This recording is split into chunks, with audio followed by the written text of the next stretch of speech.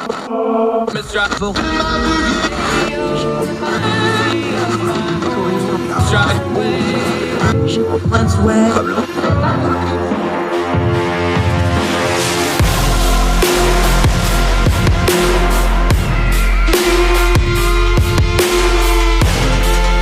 host, Andrew Donaldson. This is Heard Tell. Hello, Heard Tell. It is June the 30th. It's a Thursday. The year of our Lord 2022 just continues to roll along. Got a whole lot of stuff to do today, and we're excited to do it. Thank you so much for joining us on Heard Tell. I'm Andrew Donaldson. Really appreciate you giving us the most precious thing you have, your time, as we go through the process of trying to turn down the noise of the news cycle just a little bit, get to some really good information we need, because it's been really noisy out there the last few days. Been tough, I'll be honest. I've eschewed a lot of politics on my social media. Spent all day yesterday doing a family thing with one of my daughters, just kind of unplugged, did some music stuff, not really a lot of politics. I'd encourage all of you to do the same. Doesn't mean you're not still in the fight, doesn't mean you're still not after the issues that matter, but you got to do a little self-care out there too, folks. Make sure you're taking care of yourself and each other. On today's program, we're going to span the world, and we're going to talk domestic stuff. We're going to be overseas some. We're going to go over to the Philippines. Ferdinand Marcos Jr., Bongbong Marcos Jr., has now taken power in the Philippines. What's the legacy of his dictator father? How he used misinformation to whitewash that legacy on his rise to power. We're going to go over to the Philippines, check in on a situation that's going to bear very close watching going forward. Also, remember the Flint water situation. The court in Michigan has struck down the indictment process, as the way they indicted former Governor Snyder and others was completely wrong. It was a 6-0 ruling. It was a unanimous ruling that the Attorney General had exceeded their power. We'll go to Flint and talk about that situation in just a little bit. On the program today, Travis Nix returns. Great Young Voices contributor, smart guy. Going to talk some tax policy, something people haven't talked about much lately. Used to be we talked about tax policy all the time. Why don't we talk about it more often? It's foundational to our government for a lot of reasons. Travis Nix joins. He has a piece out in the Wall Street Journal about how the same old rhetoric about taxing the rich is not a tax policy. That's just buzzwords. We need to do better on that. Can't wait to talk to our friend Travis returning to the program today. Also, in our final segment, going to talk about a charity that deals with foster care, because the transition from being a foster care kid to being a foster care adult moving out into the world can be very difficult. We'll touch in on that in just a little bit. But first, we're going to talk about the passing of a legend. Woody Williams has died. Now, if you don't know who Woody Williams is, he was the last living Medal of Honor recipient for World War II. Now, for years, he was the last living Marine recipient from World War II, but he lived long enough that he was just the last Medal of Honor recipient from World War II outright. People talk about great Americans and living legends and things like that. Woody Williams was all those things for a lot of reasons. This is a young man who went from a dairy farm in West Virginia to attending presidential inaugurations and having that kind of a national platform. But the amazing thing about Woody Williams was not just what he did to get the Medal of Honor. We'll touch on that in just a minute. It's that he spent the majority of his life fighting for veterans and veteran causes. Long before most people knew what PTSD is, long before people knew about the problems in the veteran affairs system, Woody Williams dedicated himself to working on that, fighting for it. The reasons he did so was very personal, not only for his own traumatic experiences, which he was very open about talking about on Iwo Jima in combat, that he was awarded the nation's highest honor. It's personal to him. His brother served in the Army. He was at the Battle of the Bulge. He was grievously wounded in that battle, came home broken in mind and in spirit, and died a few short years later as a result of it. That experience with Woody Williams of watching what his brother and so many of his brethren from World War II went through shook him to his core and gave him a purpose for the rest of his life. I want you to listen to this quote from him. He said, quote, this is Woody Williams, "I never seen a record, and I'm not sure there is one, of how many suicides we had after World War II, but those individuals had no place to go, no one to talk to, and no hope." Woody Williams worked as a counselor and an advocate in the VA system officially for over 30 years. It's amazing to him and to us that he went from that dairy farm in West Virginia to, when he passed away, He was laying in the Veterans Hospital in the state of West Virginia that now bore his name. It was the Woody Williams Hospital that he passed away in, one of the many honors he had received in his long life. There's also a United States Naval transport ship named after him.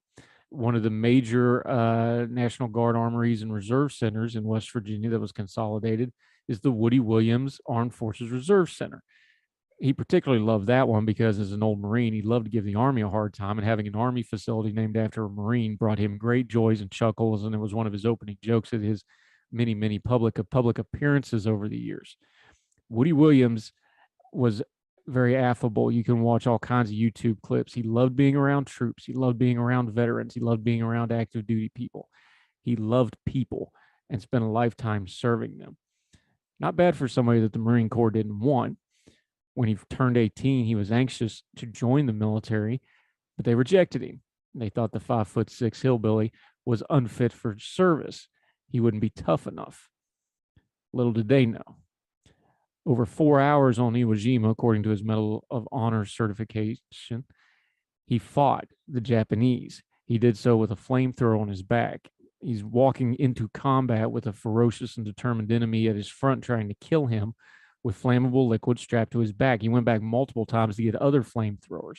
He mounted pillboxes and at point blank range would stick the nozzles in the air vents, killing the Japanese enemies that was entrenched and killing his fellow Marines. In fact, 2 of the 4 Marines that were tasked with escorting and watching his back died in the same action that he was decorated for. He never forgot that. Every time he brings up the Medal of Honor, he always mentions those 2 other Marines. And he said this, I want you to listen to this quote as well. I no longer just represent me. I now represent the Marines who protected me, Marines who sacrificed their lives doing that. If I had written the recommendation for the Medal of Honor, which I did and my commanding officer did, I would have never used the word alone. I sort of resent that word's in there. He said over and over again, he went for it alone, and that's not correct. 4 Marines were protecting me, and 2 of them were killed doing it. I have said from the very beginning that it does not belong to me, meaning the Medal of Honor. It belongs to them. Luckily, Woody Williams belonged to America. He loved his country. He served it very well. And now our country mourns the loss of one of the great Americans of the World War II generation, not just for what he did in combat, which made him a legend, even among the holiday annuals of the United States Marine Corps, but the way he conducted himself since. Long before anybody was talking about PTSD, Woody Williams was. Long before many people realized the VA system needed reform and funding and a change of attitudes and the way they dealt with the veterans, Woody Williams was working on that. He did it for most of his 98 years of life.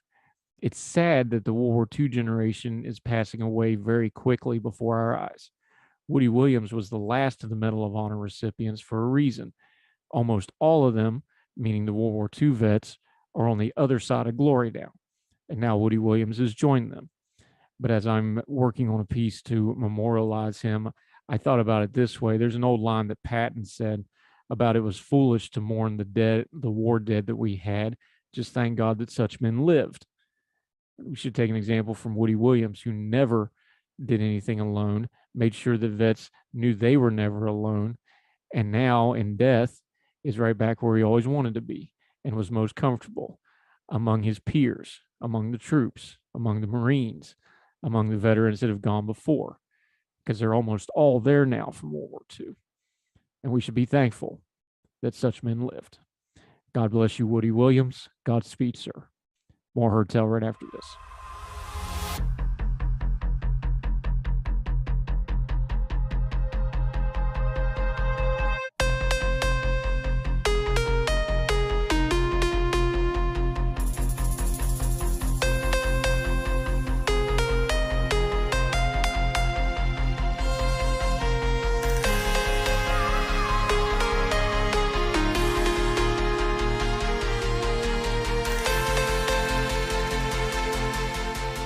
Let's go overseas. The Philippines. Marcos Jr., Ferdinand Marcos Jr., Bong Bong Marcos, as he's being called, is now the president of the Philippines. Now, his father was the dictator of the Philippines, famously so. How did these 2 things happen? Let's go to Al Jazeera talks about how the process of this worked. Marcos Jr., the nicknamed Bong Bong, the 64-year-old son and namesake of the late Philippine leader Ferdinand Marcos, won the presidency on the back of what historians and analysis like Gialago said was a years-long, well-organized campaign that sought to whitewash his father's brutal legacy. The late Marcos, who ruled the Philippines from 1965 to 1986, had declared martial law in 1972, and Amnesty International said it is documented that over 3,000 political killings occurred during this time. Some 70,000 people were also incarcerated and thousands more tortured. The Philippine Supreme Court, meanwhile, found that the Marcos family plundered at least $658 million from state coffers as the country's debt mounted and the millions of Filipinos lived in public anger at the Marcos abuses and corruptions coalesced in a people's power uprising in 1986, during which the president was toppled and forced to flee to Hawaii, where he died 3 years later. And despite the historical record, Marcos Jr., who will take office on the 50th anniversary of the declaration of martial law, isn't that special, has used social media to rewrite history, downplay the martial law era atrocity, and portrays his father's tenure as, quote, a golden age for the Philippines. In an online interview earlier this year, Marcos Jr. said his father ushered the Philippines into the modern world, and the day after the election, he visited his father's grave and released a statement calling the late president his inspiration, who taught him the values and meaning of true leadership. Oh, God, this isn't going to go well. Back to Al Jazeera. These posts included a video which claimed that nobody, this is talking about the disinformation campaign, that nobody was arrested during the martial law period, which is a blatant lie, accumulated more than 187 million views by the state official election period, February 8th. Another post that claimed millions of martial law fabrication accounts of human rights abuses to extort reparations from the state was posted in 514 Facebook groups and viewed by more than 89 million times. Combined fact checkers are no match for the systematic networks of information operators behind the martial law disinformation, said Diosa Labiste, a professor of University of Philippines College of Mass Communication. We are only fact-checked the last 6 months, and we're up against a tsunami of disinformation. The sharing suggests behavior is coordinated by repeat spreaders or established channels of influence. While they describe a well-oiled machine has been years in the making, the Marcos Jr. campaign has utilized Facebook and YouTube channels and Facebook groups, TikTok videos, and other social media to reach out to Filipino voters, most of whom the internet, to get their political views. A whistleblower at British data analytic firms Cambridge Analytica, which assisted the presidential campaign of former U.S. President Donald Trump, infamously, also said Marcos Jr. sought help to rebrand the family's image in 2016, a claim that Marcos denied. His revisionist campaign, however, received a boost from the Philippine government the same year when outgoing President Rodrigo Duterte decided to give his father a hero's burial. At the time, which has been an advisory role to the president, why Ferdinand Marcos should not be buried at the cemetery of heroes. I'm not going to try that in the Tagalog, forgive me. But the public outrage was ignored. The hero's burial for Marcos resulted in an explosion of disinformation that culminated in Marcos Jr.'s election victory. His family's reputation, previously known as corrupt, greedy, and abusive, that's all in quotes, was, quote, recalibrated into something fun and contemporary. Even the idea of Marcosian opulence, there are YouTube channels showing the family making light of it as if they were just like us. It goes on to talk about historical amnesia, something to keep an eye on in the Philippines as the son of the former dictator takes power. Now, of course, the son sins of the father do not automatically go to the son, but sure looks like they should in this case. Something to keep an eye on over in the Philippines going forward. More Hertel right after this.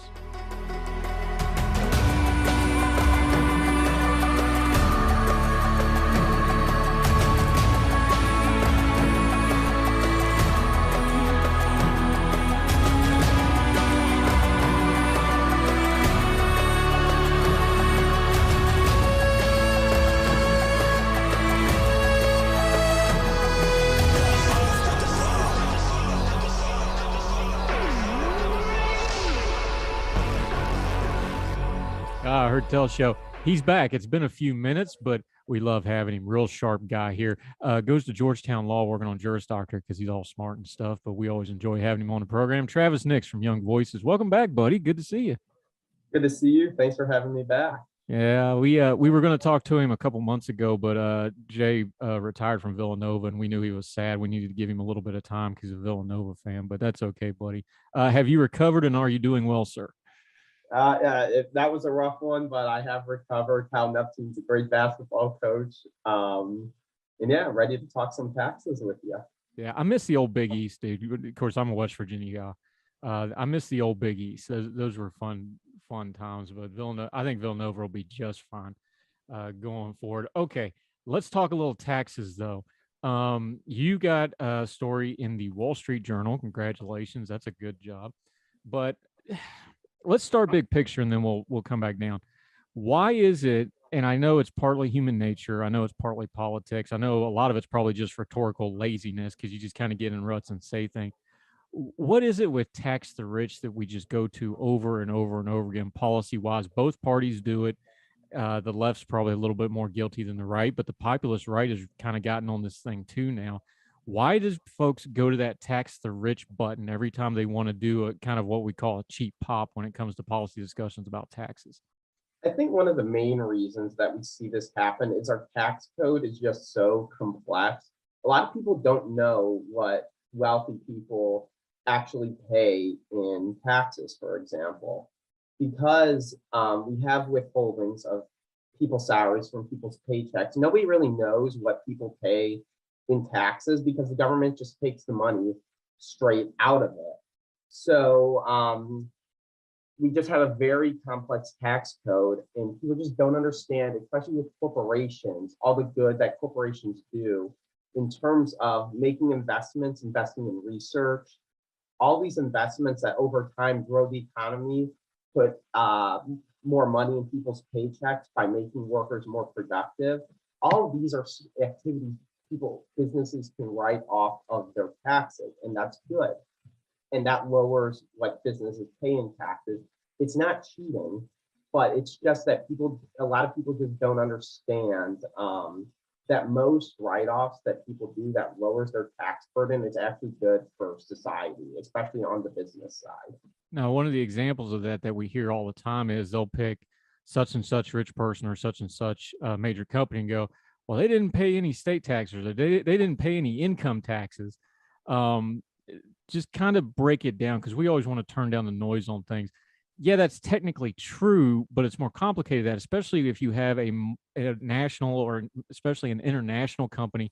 They pay a lot of different kinds of taxes. So yeah, you can say, well, they don't pay this one kind of tax. They probably are paying that somewhere else. Just walk us through that, because that's kind of the soundbite that people will jump all over when we have this debate, isn't it?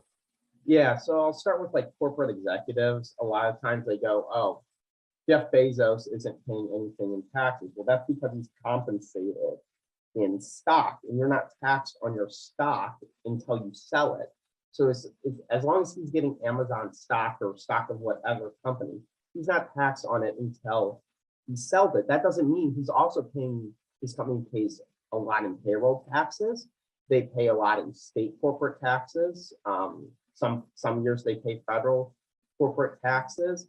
And if you want to, let's say, tax stock as soon as Jeff Bezos gets the stock, that would have disastrous economic effects, because it would prevent, or it would discourage people from investing in startups, investing in all types of companies that eventually hopefully grow and produce a lot of good paying American jobs.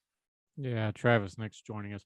The other side of this, just to play devil's advocate for a second, and I'm sympathetic to this view too, is part of that complicated tax code that you're just talking about, though, is that does make enforcement hard, number one, and number two is it makes it hard to explain it and makes it look uneven even when it's working correctly. So folks do have a legitimate gripe here of going, well, hey, wait a minute, this doesn't look fair on paper. Isn't part of this too is the tax code is so complicated that it's hard to enforce, and the average person just doesn't understand how it's enforced? That's an accountability issue that's also part of the policy discussion we ought to be having, isn't it?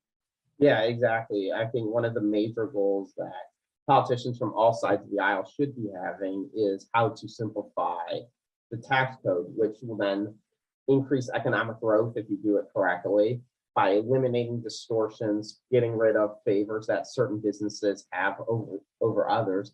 That that helps the economy and will increase economic growth and also help the IRS hopefully get collect more revenue and go after the few people and companies that do cheat on their taxes. Yeah, Travis next joining us. Okay, let's talk about the current president, President Biden. There's two basic ways to affect tax policy: legislatively and regulatory. Legislatively, we understand it's a midterm year. There's a lot of big ticket items going on. We've got guns. We have the abortion debate. We're going to have a government shutdown theater again this fall. That stuff's over. Like, there's probably not going to be any tax legislation this year, at least with this Congress. So that's off the table. So walk us through it slowly, because the other part that folks don't understand is how much regulatory can be done with taxes. You're talking about this Section 901 change that President Biden and his Treasury Department has pushed through. Just kind of slow walk us through it, because regulatory tax changes are more immediate other than court challenges and things like that. And people don't really pay as much attention to them as due to like Trump's tax cuts, like, the stuff with the Clinton era. Just kind of walk us through the difference between those two things and then why you got into this Section 901 thing.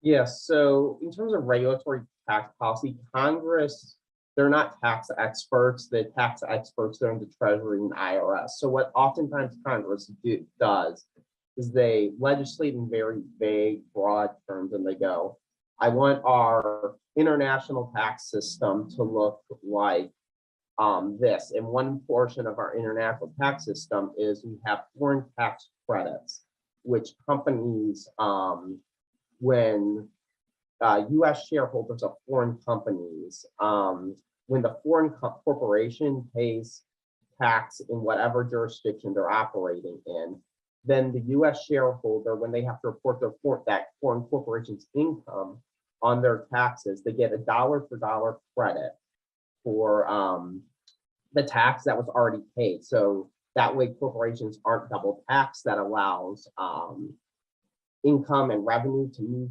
freely across borders, which is generally good and productive for the economy. And what the Biden administration did was they narrowed these foreign tax credits. They basically said that foreign tax credits, it's only available to corporations, foreign corporations that have a tax treaty with the US, and that excludes a large portion of Latin America. Many Latin American countries, including Brazil, Argentina, Chile, do not have foreign tax treaty with the US. And the US basically said, or the Biden administration basically, Treasury changed the regulation and said that the foreign country's tax system has to have many attributes as the US tax system. This includes provisions like interest deductibility. So if a corporation has debt or they finance investments through debt, they have to be able to write off the interest of their debt. So that's a big issue, for example, in Hong Kong right now. Hong Kong does not allow interest deductibility for foreign corporations. So that would possibly limit these foreign tax credit from US companies operating in Hong Kong, and therefore they would then be double taxed and not be able to invest as much in Hong Kong and possibly move their headquarters over there. Now, Travis next joining us, Young Voices contributor, smart fella, glad to have him back. We're talking tax policy. There's one thing in here that caught my attention, and you touch in on your piece, but I don't understand this the way you do. So just explain it to me like I'm five for a second. It seems to me that maybe there's a little bit of a failure in how this regulatory policy was written. And you touched on it in your piece because it talks about income taxes in other countries. Income tax is it's not unique to America, but the way we do it is pretty unique in the world. Most of the world doesn't do it that way. Of course, they have different social systems. They have VAT taxes. They have things like this, especially in places like Europe and South America. Isn't that kind of a bad way to view the taxes of the world? Because one is, when you're talking tax policy, it's like other policy like guns or something like that. The specific wording really, really matters.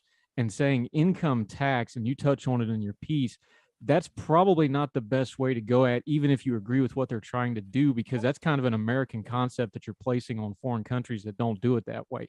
Am I way off base that? Because it just seems odd to me.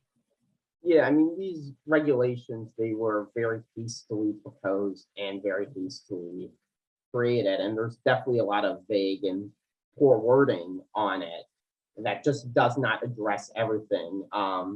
For example, as like we were talking about, one of the big in international income tax, there's a big principle of if you're moving money or doing a deal with one of your subsidiaries, you have to basically deal with your subsidiary like it's a third party.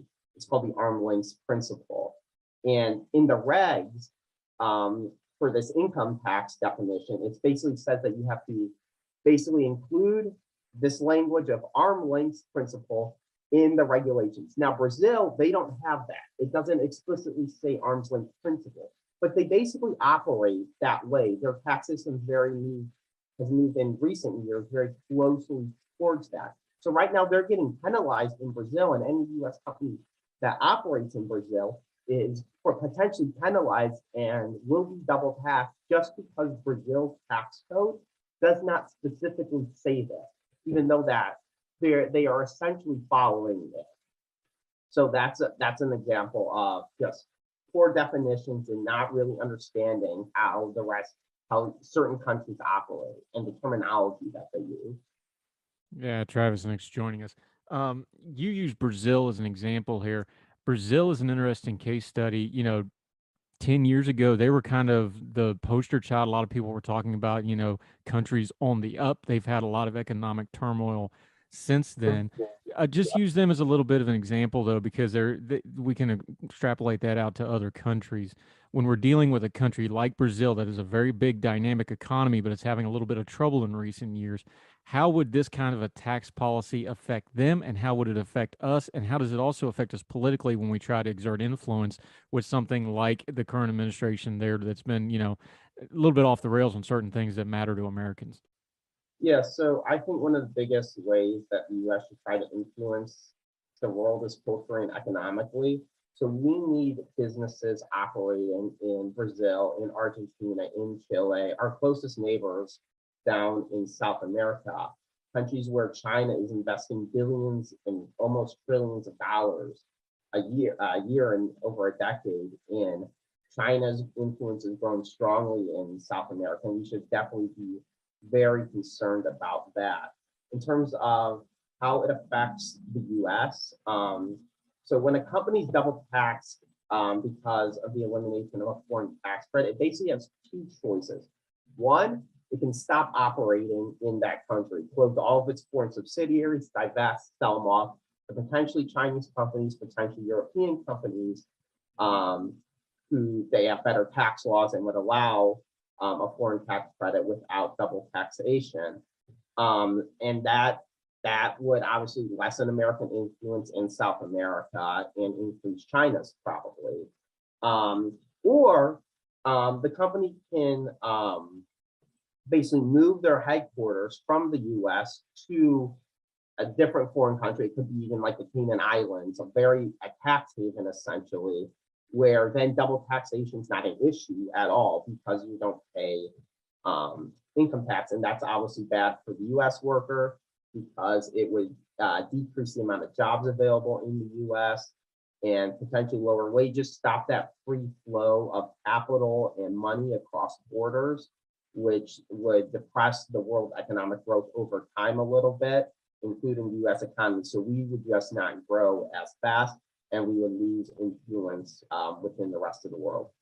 Yeah, Travis, next join us. We're going to take a quick break. We're going to continue to talk tax policy, tax the rich, both the rhetoric and the policy. More with Travis next on Heard Tell, right after this quick break.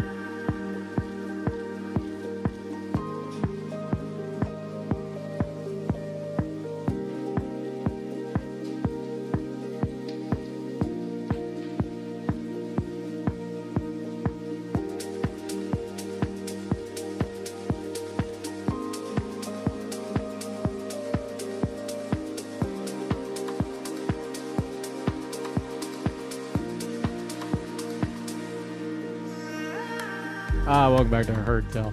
All right, we're with Travis next. We're talking a little tax policy. He's got a great piece out in Wall Street Journal. It is linked in the show notes. Make sure you read it in its entirety.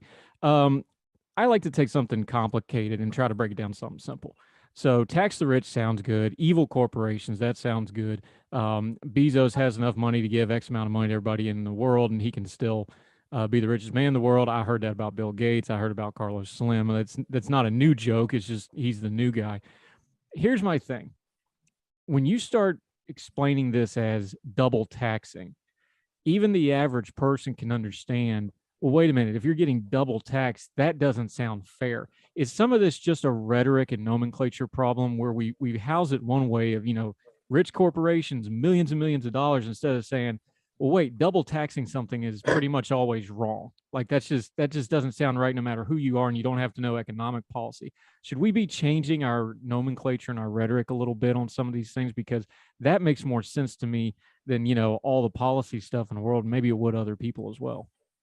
Yeah, definitely. I think rhetoric has a huge place in tax policy in defeating bad ideas. Frank once famously coined the term death tax for the estate tax, and the number of states with a death or estate tax has decreased significantly over the past decades because when people hear the word death tax, they think tax when you die. That's unfair.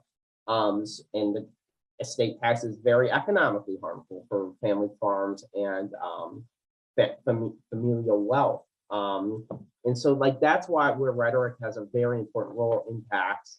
Republicans should get better at using very good rhetorical tools like double tax, like I'm saying, to defeat bad tax policy ideas.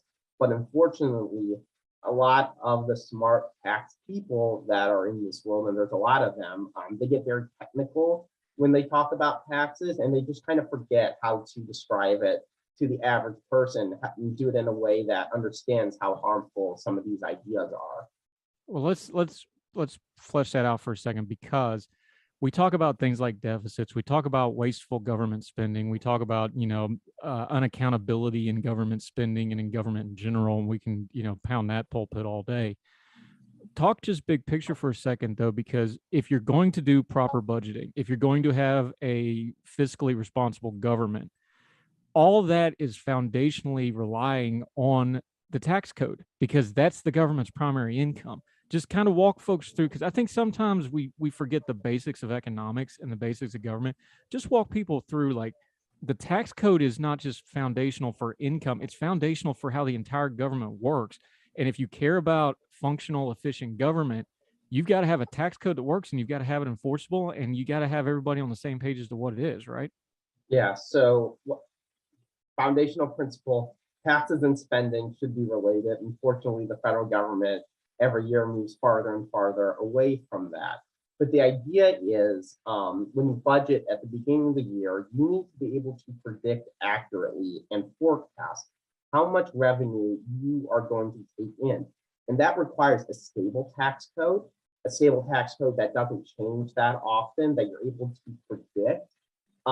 In the this double tax, foreign tax credit proposal, it moves us completely away from that, because now corporations, they're talking about, moving overseas, divesting of foreign investments.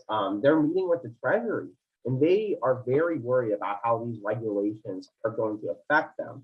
And depending on what they ultimately decide, that lowers the tax revenue that's coming in from their shareholders, from their corporation.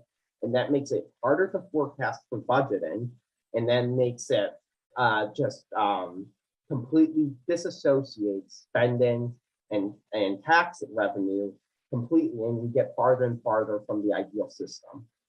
Talk about the sponge principle for a minute, because, and there's different words for this in tax policy, but the way it was explained to me when I was a kid was it's the sponge principle. Is like, look, when you go to crack down on companies when it comes to taxes, you're only going to squeeze it so much, and eventually that's just going to run out everywhere, and you're not actually collecting it and cleaning it anymore. It's just going everywhere. These companies have fleets of lawyers. They know this stuff. They can go overseas. They can move. They can do tax haven. They can change countries. We see that going on with the EU Brexit thing right now. Talk about that. Is like, there is a limit to this stuff. So people can say tax the rich, but that's a two-way street, because the rich have to, especially the rich that have means, they have to consent to the taxes, or they'll just move somewhere else. There is a fairness two-way street policy here that doesn't get talked about a lot, isn't there? Yeah, I mean, these companies, their executives are highly mobile. They can, if they believe that they're being unfairly targeted by an administration, and I think this is a clear example of corporations or foreign subsidiaries operating in Latin America, they're being put at a huge disadvantage here because they're being double taxed. But if you just operate in Europe, you're not double taxed because they have a tax treaty. And so they feel like they're being very treated unfairly, and they might just move and go to a tax haven or something like that. They have the means to be able to do that, and that's something that the administration has to remember, and basically not unfairly target certain companies for operating in certain countries that just don't do their tax system the way we want them to do. Yeah, Travis Nick's joining us. All right, we've been beating up on the Biden administration here, but let's be fair here. The Republican Party and the wider right, frankly, I just haven't heard them talk a lot about tax policy lately. Now they will still get lip service about, tax cuts or cutting the rich, cutting taxes, that sort of thing.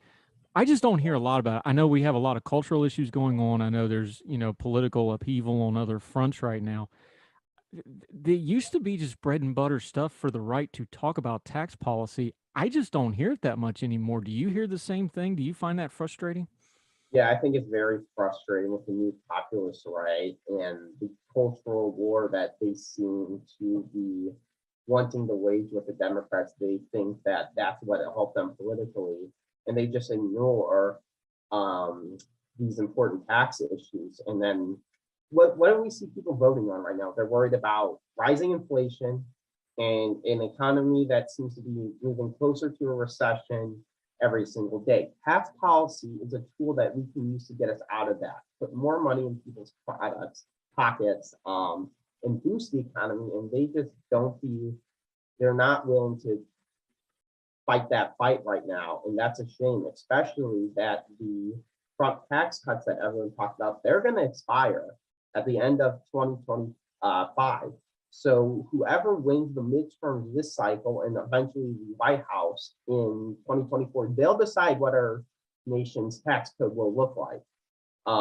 And they should be drumming that issue and beating that drum, and they just aren't. And that has wide consequences because the American people don't understand how much their taxes will be could be raised in 2025 if we don't have politicians who are willing to fight for lower taxes.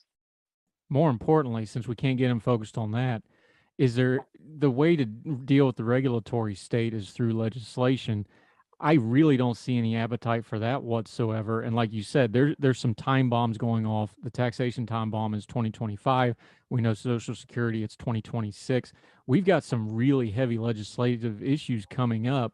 And the way our system's set up, we should go through the legislative process to deal with regulation. We're not. This program from Biden, and I'm not picking on him because Trump did it too, Bush did it too, Obama did it too. Presidents are going more and more to the regulatory agencies to push this stuff through, and it's just piling up, piling up, piling up. How would you throw the pitch of like, hey, the legislative process has to take back control of these policy issues, even though they're not real sexy, they're not getting, clicks, they're not getting hits, they're not getting fundraising. This is just how basic government has to function, and it's not. And there's people like you just mentioned 2025. There's a cliff coming, and nobody seems to really care right at the moment, and that's very frustrating and kind of alarming to me.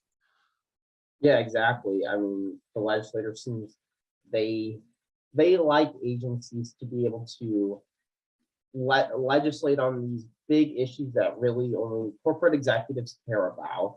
So that means they can just point fingers at the agency when these corporate executives and big companies get mad and say, "Oh, it's not my fault; it's their fault." So go yell at them. And that's just not how government's supposed to work. We have some big Supreme Court decisions possibly going to be released soon on the regulatory state that could start to limit some of their power. And I think any regulatory reform, and unfortunately, bluntly, it's not going to come from Congress. It's going to come from lawsuits that work their way up to the U.S. Supreme Court, and the U.S. Supreme Court finally says that they've had enough and want to really eliminates a lot of the regulatory state's power to legislate, because this is Congress's job, and Congress should be the one doing it. Yeah, that's all we need to help out the IRS. More lawyers involved, right? Travis next. Great piece in the Wall Street Journal. Make sure you go read it. We have it linked in the show notes. As always, read the whole piece.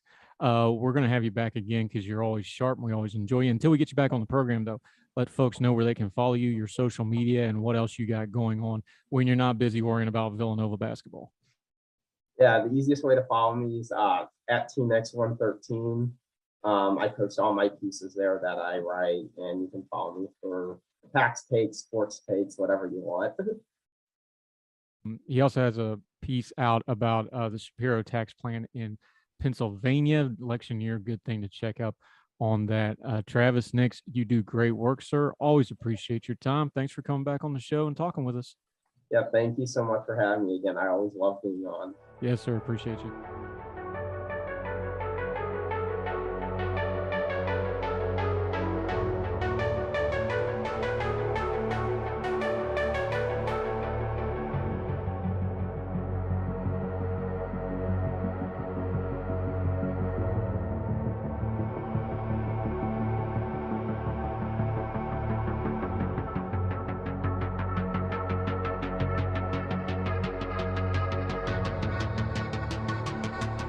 Back to Hertel. Hey, remember the Flint water crisis? All over the news, of course. Terrible situation. Well, back a while back, there was actual indictments. There was charges brought against former Governor Rick Snyder and other officials in the Flint water scandal. This news is broken from ABC News out of Detroit. The Michigan Supreme Court on Tuesday threw out charges against former Governor Rick Snyder and the others in the Flint water scandal, saying a judge sitting as a one-person grand jury had no power to issue those indictments under rarely used state laws. It's an astonishing defeat for Attorney General Dana Nessel, who took office in 2019, got rid of a special prosecutor, and put together a new team to investigate whether the crimes were committed when lead contaminated Flint's water system in 2014-2015. State laws, quote, authorize a judge to investigate subpoena witnesses and issue arrest warrants. That's a direct quote. As a grand juror, the Supreme Court said, quote, but they do not authorize the judge to issue indictments, the court said in a 6-0 opinion written by Chief Justice Bridget McCormick. She called it a Star Chamber comeback, a pejorative to the reference to an oppressive closed-door style of justice in England in the 17th century. The challenge was filed by lawyers for former health director Nick Lyon, but the decision also applies to Snyder and the others. The case is now returned to Genesee County with requests for dismissal. This was not even close. It was 6-0. They couldn't do what they tried to do, said Lyon attorney Chip Chamberlain. Snyder's legal team described the court's opinion as unequivocally and scathing. The saga in Flint began in 2014 when Flint managers appointed by Snyder dropped out of the regional water system and began using the Flint River to save money while a new pipeline to Lake Huron was under construction. State regulators insisted the river water did not need to be treated to reduce its corrosive qualities, but that was a ruinous decision. Lead released from old pipes flowed for more than 18 months in the majority black city. The Michigan Civil Rights Commission said it was the result of systematic racism, doubting that the water switch and the brush off would have occurred in a white, prosperous community. Snyder, a Republican, has long acknowledged that his administration failed in Flint, calling the crisis born from a, quote, breakdown in state government. He was out of office in 2021 when he was charged with 2 misdemeanor counts of willful neglect of duty. Lyon and Michigan's former chief medical executive, Dr. Eden Wells, were charged with involuntary manslaughter for 9 deaths related to Legionnaire's disease when Flint's water might have lacked enough chlorine to combat bacteria. 6 others were also indicted. Snyder's longtime fixture, Rich Baird, former senior aide Jared Ogden, former Flint managers Gerald Ambrose and Darnell Early, former Flint Public Works Commissioner Howard Croft, and Nancy Peeler, a state health department manager. Nessel assigned Heyman to lead the criminal investigation along with Wayne County prosecutor Kim Worthy, while the attorney general focused on settling the lawsuits against the state. Down at the bottom of this piece, it is noted, separately, the state agreed to pay $600 million as part of a $626 million settlement with Flint residents and property owners who were harmed by lead-tainted water. Most of the money is going to children's charities. There is no dispute that lead affects the brains and nervous system, especially in children. Experts have not identified a safe lead level in kids. Flint in 2015 returned to a water system based in Southeast Michigan. Meanwhile, roughly 10,100 lead or steel water pipes have been replaced at homes by last December. update on the Flint story. You can read the entire piece at ABC News. We will link to it. Awful situation, but you still got to work within the confines of the law, and it sure looks like this attorney general went well beyond that in this case. More Hertel right after this.